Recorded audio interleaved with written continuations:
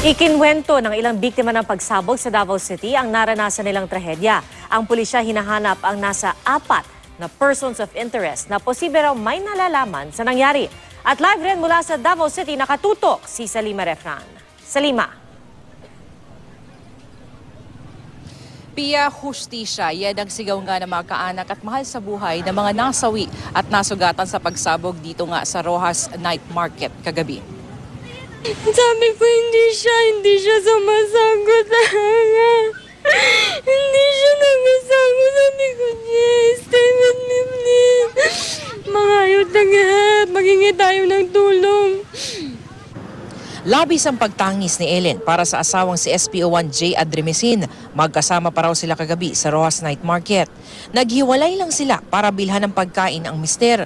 Maswerte niyang naisama ang 9 na taong gulang na anak bago nagkaroon ng pagsabog. Too late na kasi yung sabog, grabe yung impact sa kanya. Kasi yung mukha niya kawawa masyado. Pinapals ko siya. Wala nang pals. Sabi ko, patay. Paano to? Nakita ko yung kamay niya, wasak na wasak dito. Pina-check ko yung ulo niya, sabog yung ulo niya dito, banda, dito na side. Yun na yung reason, kaya pala hindi na siya nagasagot. Tsaka wala na rin siyang pulse. Isa si Adremesin sa dead on the spot sa pagsabog. Si Vanessa na hindi nagalusan sa insidente pero ilang mahal sa buhay ang nasa ospital. Hindi yung ganyan na kapwa mo Pilipino, sasaktan mo para lang sa prinsipyo mo na hindi ka sigurado kung meron bang pupuntahan.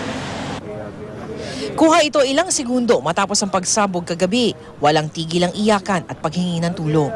Nakahandusay ang mga biktima. Lahat duguan. Hindi na nagpaunlak ng panayam ang kumuha ng video sa tindi ng trauma sa nasaksihan. Ang PNP tuloy ang investigasyon sa kung sino-sino ang nasa likod ng pagsabog. Nagsagawa sila ng post-blast analysis, crime scene reenactment at interagency command conference. Hindi bababa sa 4 na persons of interest ang hinahanap nila ngayon. Some people overheard yung kanilang mga conversations na hindi muna namin masasabi at this time. But we are pursuing that particular lead kung ano ang relationship ng tao na yon sa explosion. Tumanggi magkomento ang PNP Region 11 sa di umano'y pag-amin ng Abu Sayyaf member na si Abu Rami sa insidente. Any intelligence information, we treat it as a threat, then we evaluate, we validate, and we take action as we validate this information. Mahigpit din ang seguridad dito sa Davao City kasunod ng pagdeklara ni Pangulong Rodrigo Duterte ng state of lawlessness. Kabi-kabila ang mga checkpoint habang nakakalat din ang karagdagang puwersa ng pulisya at militar. Ayon nga sa PNP Region 11, 14 ang nasawi. Kabilang dyan, Pia, ang isang nanay at kanyang 12 taong gulang na anak. Nasa 70 naman ang sugatang. Ang lokal na pamahalaan nangako ng tulong sa mga pamilya ng mga nasawi, gayon din sa mga nasugatan. Yan ang latest mula nga dito sa Davao City. Pia? Maraming salamat, Salima Refran.